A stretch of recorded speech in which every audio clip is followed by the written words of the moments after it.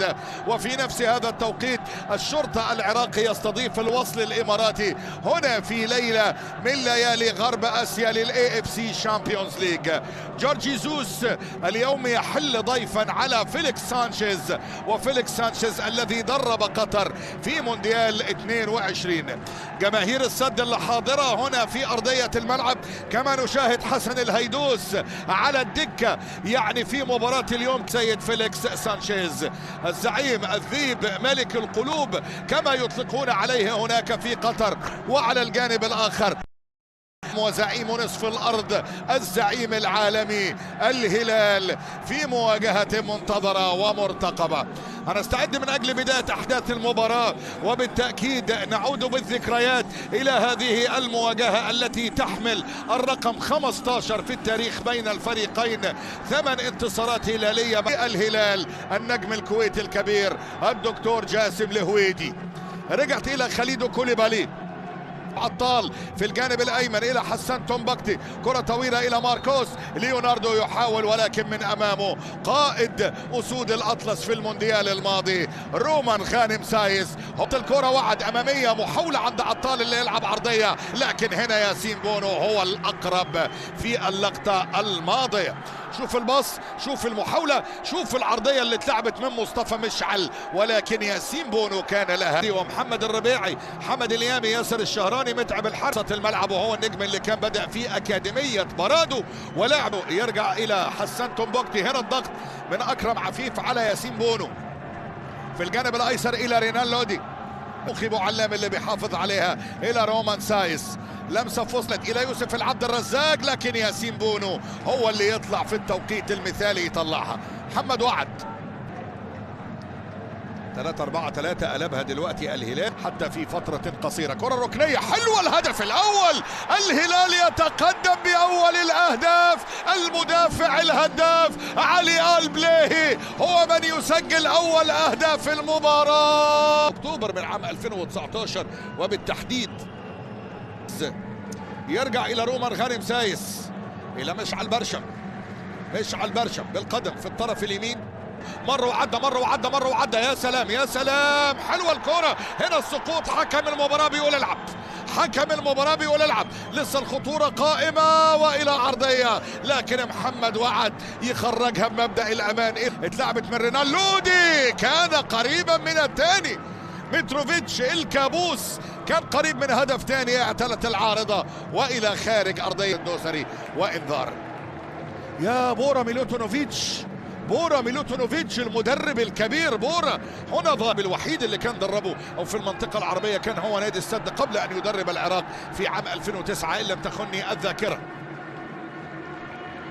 امامنا هنا الكسندر، ادار انتصار اليابان على فيتنام 4-2، والحكم يعني اكرم عفيف. عفيف لو راح لها، عفيف لو راح لها، ولكن جواو كانسيلو بخبرة السنين، بخبرة برشلونة، بخبرة السيتي، بخبرة بايرن ميونخ الى خارج ارضية الملعب. جواو كانسيلو هو اللي برشم على الارض الى رومان غانم سايس، لمشعل برشم، كرة طويلة لكن الكرة أطول من اللازم عند زميله وعند واحد من أصدقائه المقربين اللي أمامنا ياسين بونو. إلى كانسيلو مع الكرة، جواو كانسيلو عرضية حلوة، ولكن هنا رومان غانم سايس لخارج الملعب وإلى ضربة ركنية. هو أمامنا رومان غانم سايس مباراة، لكن هنا نشوف الكرة الأمامية حلوة حلوة، لكن هاي رومان سايس اللي بيقطع الكرة بامتياز. خطورة فيها خطورة، دولت من امامه، الحقها عرضية يا يوسف الجناحين الطائرين، لكن هنا شوف يا ولد يا كانسيلو، قطعها جواو كانسيلو، ولكن يفشل في مراوغة معلم خوخي. معلم خوخي بيقول له مصطفى طارق مشعل 19 لقب. الهلال زعيم الكرة السعودية برصيد 19 لقب للدوري. لعبت الكرة الطويلة، ولكن هنا ياسين بونو هو اللي بينجح في ابعادها صريح، لكن مر الكرة الى محمد كمارة، سدد، ولكن مرت الكرة لخارج الملعب والى رمي التماس. يوسف عطال لو عدى هيعمل مشكلة، وسع شاط، لكن الكرة في النهاية سهلة عند ياسين بونو، سهلة عند ياسين بونو. اللي كان بدأ مع نادي سالم. مع الكرة سالم، عرضية من سالم، محاولة ولكن رومان سايس ضغط مرة تانية. شوف حسان تومبوكتي مع الكرة، واحد مع حسان تومبوكتي، مشيت الكرة خدمته على الخط لكن حسان تومبوكتي بذكاء ممنوع المرور يأمن عليها والى خارج. قلت لك 5 ركنيات هلالية مقابل ولا ركنية لنادي السد، تعكس لك مدى الملاءة الهجومية لنادي الهلال. في الجانب الايسر عند كريستو، عايز يعدي 1 لواحد مع حسان تومبوكتي، مشيت الكرة خدمته على الخط لكن حسان تومبوكتي بذكاء ممنوع المرور يأمن عليها والى خارج الملعب. ليا هنا اتكسفت من الكاميرا لما جت عليه، شجاعة سداوية بقى مش مركزة، ماسكة التليفون وعمالة بتبعت لاصحابها. في الجانب الايسر ادى 5 دقائق وقت محتسب بدل من الضائع. هنا رومان غانم سايس قبل متروفيتش يقطع عند خوخي بوعلم. طارق سلمان سلم في وسط الملعب لمحمد كمارة. شوط اللقاء الاول مشاهدينا الكرام، وادي بينيه حلوه من رومان غانم الى كريستو وحسان. هنا تومبوكتي ممنوع المرور، يلعب الكره الى جواو. تواجد احمد السعيد، تواجد بجواره احمد السعيد ظاهر في هذه طلال لبلوشي ووسام رزق وخلفان ابراهيم خلفان، وكان معاه متروفيتش بينيه الى سالم لكن عدت ورومان غانم سايس بقدمه الى خارج الملعب والى ضربه ركنيه. بيقول له اتكلم، بيقول لي مشعل برشم اتكلم.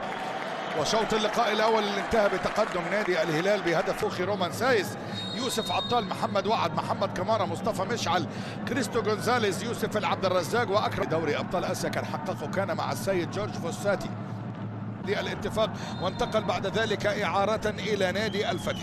سلامات لماركوس ليوناردو اللي وقع على ارضيه الملعب. ماركوس ليوناردو سلامات في الكره المشتركه اللي كانت ما بينه وما بين رومان غانم سايس. بدها محمد كنو لكنها اقرب الى ياسين بونو. متروفيتش عدى من بوعلام، عدى ومرر الكرة لكن هو عمل اللي هو عايز. العودة تسديدة من كمارة، شوف هنا بقى كأنه يعيدها إلى ياسين بونو اللي بيشتت بكرة عالية وطويلة. أمامية المحاولة هي فيها خطورة للسد، فيها خطورة لمحمد وعد، عرضية وعد إلى أكرم عفيف، قدامه مساحة ممكن يسدد. يا ولد يا أكرم، لعيب يا أكرم، على يمين ياسين بونو والى ضربة ركنية من نص هجمة ومن نص فرصة. ظهر أكرم عفيف ولكن ياسين بونو لها بالمرصاد المغربي، يعدي من على الجانب الأيسر. عفيف لعب عرضية حلوة آدم والناس بالراس لكنها سهلة في أحضان ياسين بونو. آدم والناس اللي بقول لحضراتكم واحد من المواهب الجزائرية. يقطع إلى كانسيلو لعب الكرة إلى أليكس. صفارة خطأ، ضربة حرة على رومان غانم سايس.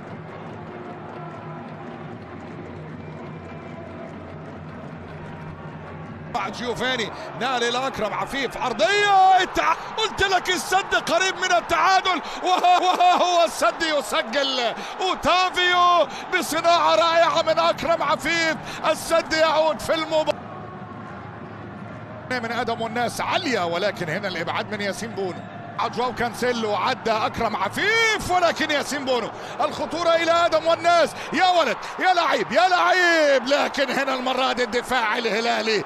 اكرم والناس فتنه للعين يا جماعه. السلام عليكم ورحمة الله تعالى وبركاته مشاهدينا الكرام. ديربي كأس موسم الرياض يقام الليلة، وياسين بونو يشعله خارج الملعب قبل انطلاقته بساعات، حيث أشعل المغربي ياسين بونو حارس مرمى الهلال السعودي ديربي كأس موسم الرياض المرتقب أمام النصر مبكرا قبل ساعات من اللقاء. الديربي من المقرر أن يقام اليوم الخميس في تمام الساعة 7 بتوقيت المغرب على ملعب المملكة أرينا في الجولة الأخيرة من موسم الرياض. وخلال الساعات الحالية يأتي وسم بونو محور ضمن المواضيع الأكثر تداولا في السعودية عبر منصة إكس، والذي يحمل سخرية الهلاليين من المواجهة الأخيرة التي جمعت فريقهم بالنصر. آخر مباراة جمعت بين الزعيم والعالمي كانت في الأول من ديسمبر الماضي ضمن الجولة 15 من دوري روشن السعودية، وفاز بها الأزرق بثلاثية نظيفة خلال ذلك اللقاء. وفي إحدى هجمات الهلال تقدم المغربي إلى وسط ملعب فريقه لقيادة هجمة، وهي اللقطة التي اعتبرها الكثيرون تقليلا من العالمية، لذلك أطلقوا وسم بونو محور. إلى هنا مشاهدينا الكرام وصلنا إلى نهاية الفيديو، وإلى فيديوهات وأخبار جديدة إن شاء الله.